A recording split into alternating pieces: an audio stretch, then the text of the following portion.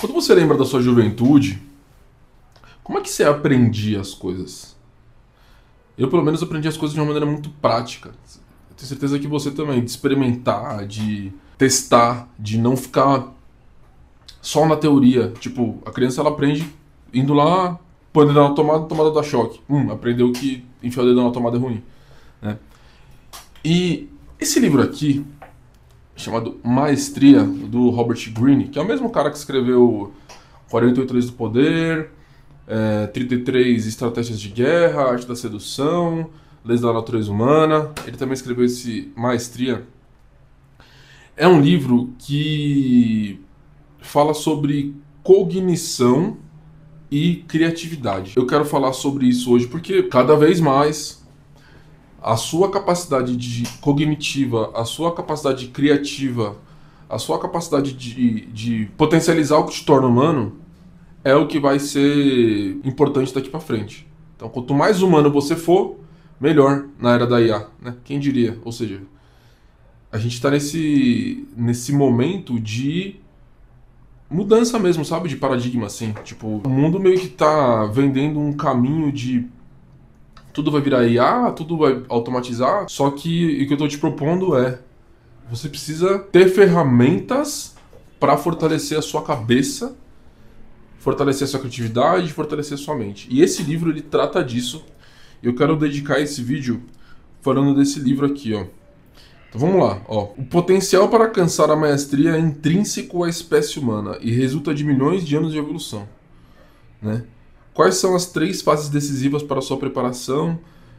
Identificar a sua vocação e liberar a paixão dentro de você. E aí ele fala aqui de histórias do Einstein, do Darwin, várias coisas, Thomas Edison, Leonardo da Vinci, Mozart, o que fizeram essas pessoas, né, notáveis a alcançar essa tal dessa maestria. E tem uma citação muito importante aqui, que foi quando eu comecei a falar dessa parte de estimular a mente, de você ter mecanismos de experimentação e de controle, que é uma história do Darwin, né, Charles Darwin. Para quem não conhece, Charles Darwin é a pessoa que criou a teoria darwinista de evolução, né? Ao navegar pela costa da América do Sul e se embrenhar no interior, Charles Darwin percebeu vários fenômenos estranhos. Ossos de animais extintos havia muito tempo, fósseis marinhos perto do topo de montanhas no Peru. O cara, ele foi, ó, isso aqui, em 1832, o Darwin, ele tava subindo no topo das montanhas do Peru, 1832. Meu irmão, como que esse cara chegou lá em 1832? E aí me dá um outro clique também, pensando nisso, né? Tipo, fazem 90... Não, fazem 200 e... Não, caralho, peraí. Fazem 195 anos? 192 anos. 193 anos. Fazem 193 anos. 2025 para 1832, 193 anos. Essa pessoa, há 193 anos atrás, meu Deus, ele tava subindo montanha no Peru, velho. Você já foi pro Peru? Tipo assim, o Darwin, onde que ele morava, Darwin, velho? Se eu não me engano, ele era europeu, né? Ele era europeu. Tipo, o cara saiu da Europa, veio de barco até a América do Sul. Eu vou achar daqui onde Darwin era. Ó. O Charles Darwin, ele nasceu em 1809 e morreu em 1882. Ou seja, ele viveu 73 anos, tá? Da onde que ele era? Edimburgo. Não, ele fez faculdade em Edimburgo. Assim, aqui não fala de onde ele era, mas ele fala que ele fez faculdade em Edimburgo. Ou seja, medicina em Edimburgo, mas aí ele não podia ver sangue e foi fazer Cambridge, na Inglaterra. Bom, enfim, eu tava pesquisando o porquê, de onde ele é, porque ele saiu lá da Europa, ele teve que dar a volta inteira. Nossa, como que ele chegou no Peru naquela época?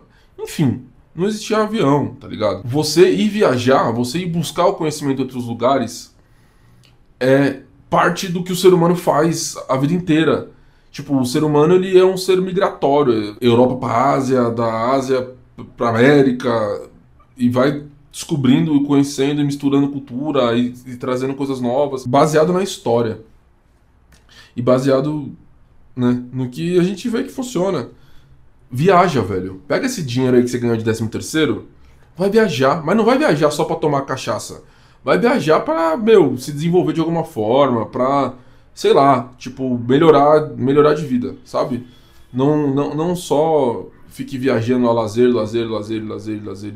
e cachaça, porque isso não vai melhorar nada na sua vida. Vamos voltar aqui, ó, pro capítulo de estimular a mente. Em suas anotações, começou a especular sobre aquilo que poderia significar. Sem dúvida, a Terra parecia muito mais velha do que indicava a Bíblia, e ficava cada vez mais difícil imaginar que todas as formas de vida tivessem sido criadas de uma vez só ao mesmo tempo. Ah, ele já estava aqui, né, indo por uma teoria diferente do criacionismo, que é a teoria da evolução. Uma dessas especulações contínuas passou a examinar com cuidado redobrado animais e vegetais. Assim descobriu ainda mais a anomalia da natureza, e tentou encontrar um padrão nessas discrepâncias.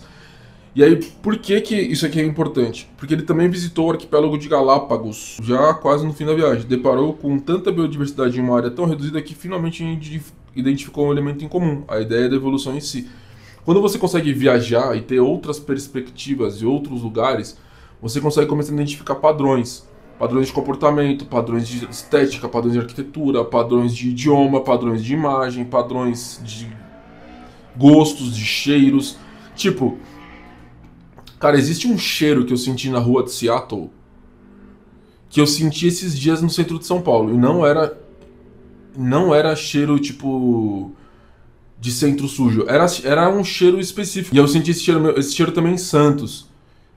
Aí eu descobri, era tipo um cheiro que tinha a ver com coisa de oceano, coisa de mar, assim. E, cara, era bem parecido com o cheiro daqui e o cheiro de lá, tá ligado? Não é cheiro de peixe podre, era um cheiro específico. Pô, por exemplo, Ásia, lá na China, meu, tinha muito cheiro de curry, parecia, não sei, pasta de alimentação, tinha uns cheiros específicos. Então, você conseguir ter contato com outras coisas ajuda você a ter essa inteligência, como fala? Subjetiva até,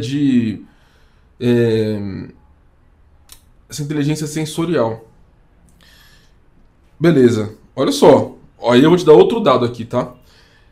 Nos 20 anos seguintes, Darwin ampliou o processo que iniciara quando jovem, especulou como de fato ocorreria a variedade entre as espécies e, para testar suas ideias, passou a manter e alimentar diferentes tipos de pombos. A teoria da evolução que estava desenvolvendo dependia da movimentação das plantas e dos animais em vastas áreas do globo.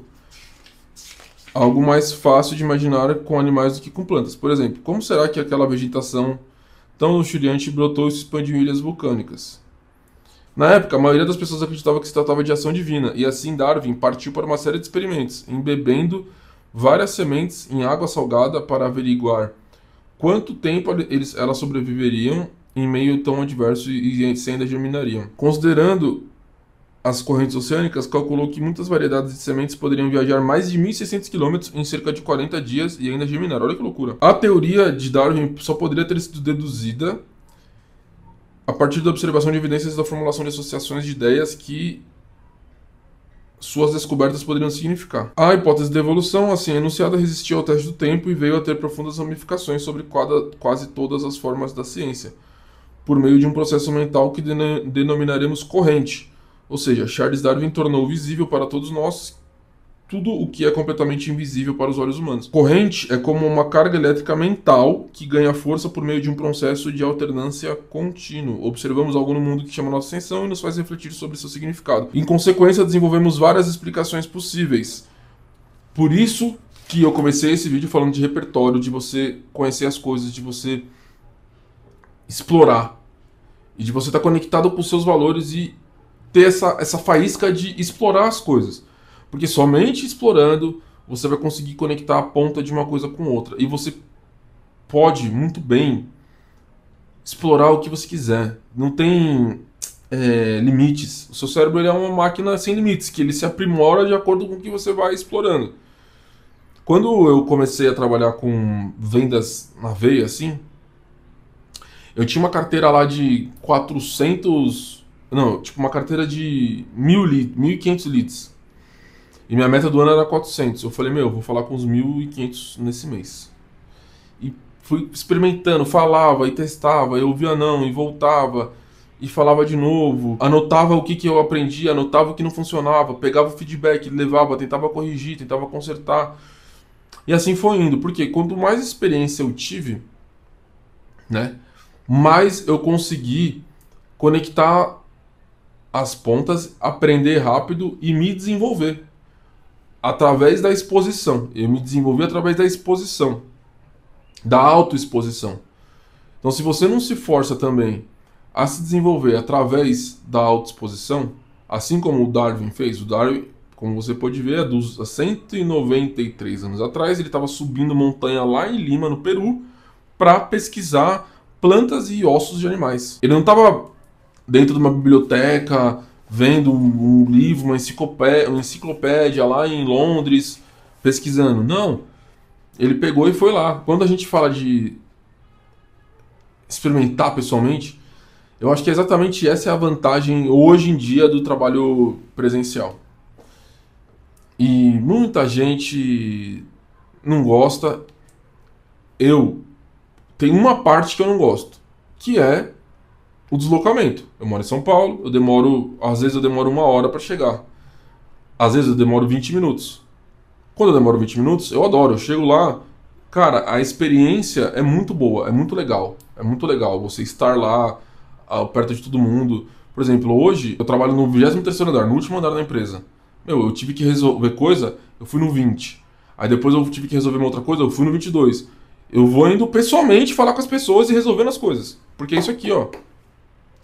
E assim, a ideia original da volta pro trabalho presencial é exatamente essa. É você se locomover e você se movimentar.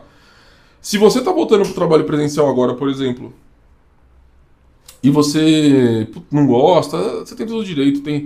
A maioria das pessoas que eu ouço, elas não gostam por conta do deslocamento. Porque é claro, né? Você mora em São Paulo, as pessoas que eu ouço moram em São Paulo. Mora em São Paulo, é um mega trânsito, a não ser que você more do lado do seu trabalho. Para você morar do lado do seu trabalho, por exemplo, eu trabalho na Vila Olímpia. Primeiro que eu nem quero morar na Vila Olímpia. Não gosto de morar naquele bairro. Não gostaria de morar lá. Eu moro na Zona Oeste. Prefiro morar aqui, perto da Vila Madalena. Se meu escritório fosse perto da Vila Madalena e eu pudesse ir a pé, pô, da hora. Só que não é. E aí tem gente que simplesmente não consegue. E aí tudo bem. Tem uma outra discussão também de, putz, mas durante um período, né, da nossa vida, a gente ficou online e deu super certo. Deu super certo e vai continuar dando. Mas, de fato, existem nuances que a experimentação, você ter contato físico ali com a coisa, olhar, né, você ativa seus sensores mesmo para fazer isso. E mesmo que você trabalhe remoto, você pode usar isso a seu favor de alguma forma. Se sua empresa tiver um escritório, mesmo tenta se forçar a ir lá uma vez por mês, ou encontrar com as pessoas do seu trabalho para fazer uma reunião presencial juntos, tipo, ter momentos de estarem juntos, porque são nesses momentos que você às vezes pode ter uma ideia nova, um insight, enfim, você pode extrair algo de positivo disso, tá? E aí, beleza. Aí tem outro ponto desse livro aqui, que eu até marquei aqui, deixa eu achar, que fala de poderes naturais. Ele fala, tipo, de arquitetura, profissões mais manuais, assim, que exigiam o domínio de princípios de engenharia. Aí aqui já é um exemplo mais recente, tá? Do Calatrava, que ele esboçava a mesma facilidade com que ele pensava, as suas visões sendo transmitidas com enorme velocidade para o papel. Sabe o que eu tenho pensado, gente? O que eu tenho percebido? Olha só o que eu tô falando. Vai existir um limbo histórico, agora, assim, ó, sobre a compreensão humana dentro desse período de 2023 até uns 2027 e pra frente. Porque a literatura ainda não conseguiu acompanhar a mesma velocidade das mudanças sociais e das mudanças psicológicas que a inteligência artificial tem gerado na nossa sociedade. Porque quando eu vejo esses exemplos aqui, pô, é o Darwin que fez lá em 1832, aí outro cara de 1980, Aí outro, ó, Benjamin Franklin, 1700. Então, tipo assim, o que eu mais gosto de estudar, a forma como essas pessoas pensavam, como que funcionava a cabeça das pessoas dessa época, o que eu mais gosto de estudar isso é porque, cara, basicamente, o cara em 1718, ele, ó, Franklin nasceu em 1706 e morreu em 1790, ou seja, ele viveu 84 anos. Velho, pra essa época aqui era uma expectativa de vida muito grande, ele viveu bastante, né? Foi trabalhar como aprendiz na gráfica de seu irmão em Boston. O sonho dele era se tornar um grande escritor. Na gráfica aprenderia não só a operar as máquinas, mas também a editar manuscritos. Cercado de livros e jornais, poderia estudar e aprender como muitos exemplos de textos bem redigidos. Seria a posição perfeita para ele. Cara, olha isso, cara. Benjamin Franklin. Aí, onde Benjamin Franklin foi parar? Aí ele percebeu que ele precisaria controlar suas emoções quando ele chegou em Londres. Olha só. Nossa, ele saiu de Estados Unidos em 1700 e foi morar em Londres com 20 anos. Rapaz, galera, eu vou te falar uma coisa. Esses dias eu encontrei um cara que ele era ele era dono da empresa que eu trabalhava antes de trabalhar na Amazon. Chamava Green Domus, depois essa empresa foi vendida para Accenture. Eu tô falando aqui porque você pode me adicionar no LinkedIn e você vai ver lá meu currículo. É só você digitar meu nome, o mesmo nome que tá aqui no YouTube, você digita lá, você vai ver meu currículo. Cara, esse cara, a primeira vez que ele foi pra Europa foi nos anos 70. Ele tava contando, ele pegou um avião, foi pra lá. Falei, porra, anos 70. E nos anos 70, ele, tipo, viajou, sei lá, 11 países, uma parada assim. E ele falou que, tipo, isso transformou a vida dele pra sempre. E aí, o Benjamin Franklin, ele saiu de Boston em 1726 e foi pra Londres. Entendeu? E foi pra Londres, ó. Comprou passagem para uma viagem transatlântica. Gente, é o seguinte, ó. O resumo desse livro todo, eu misturei várias coisas aqui, foi um catadão desse livro, para chegar no seguinte resumo, que é: você precisa experimentar a vida ao vivo. Experimenta a vida ao vivo. Em vez de ficar só olhando no celular, no YouTube, na internet, no Instagram, no raio que parta, pega, dá um jeito e vai. O cara trampava numa gráfica em 1706, tudo bem, ele tinha já 1706 não, porque ele tinha acabado de nascer, né? Nos anos 1700 e pouquinho, já trabalhava numa gráfica.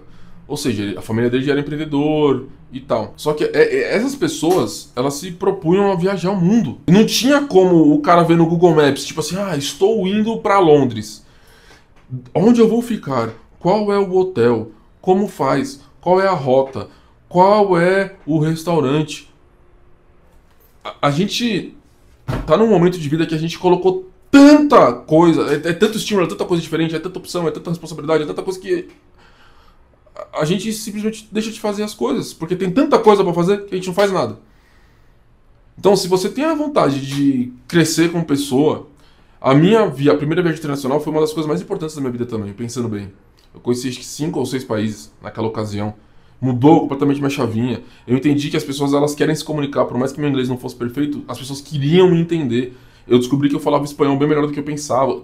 Foi um momento de autodescoberta muito importante, de conhecer pessoa, de se conectar, de conhecer cultura, de ver que a sua bolha é muito grande, que o mundo, quer dizer, sua bolha é muito pequena, que o mundo é muito grande.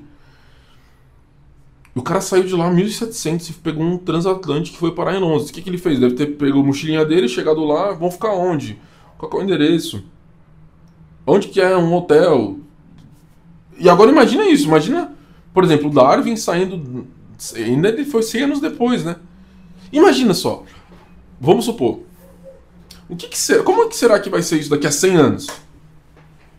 As pessoas vão estar indo pra onde? Como que vai estar? Ninguém vai estar fazendo nada porque vai estar tudo dominado por inteligência artificial? Acho que não. Eu sou humanocentrista. Eu acho que a gente vai continuar prevalecendo aqui nesse planeta. E se você também acha, se você também quer, eu sugiro que você aproveite esse seu tempo de vida indo desbravar o mundo, indo viajar. Só vai, tá ligado? Você não precisa pegar um transatlântico, você pode ir pra Bauru, você pode ir pra Belo Horizonte, Minas Gerais, Lima, Paraguai. Tem um monte de lugar aqui que na América do Sul que dá pra você ir de carro, de avião, de busão, de... sei lá, tá ligado? Você vai pra Europa, você pode pegar trem.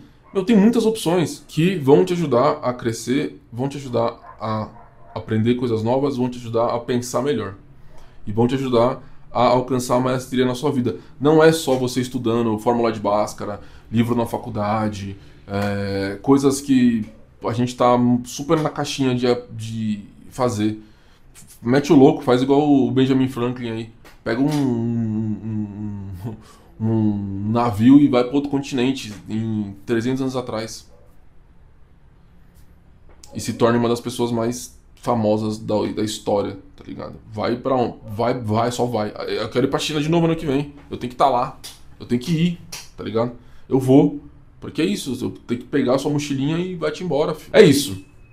Se você gostou, se inscreve no canal, assiste esse próximo vídeo aqui. E tamo junto, um abraço.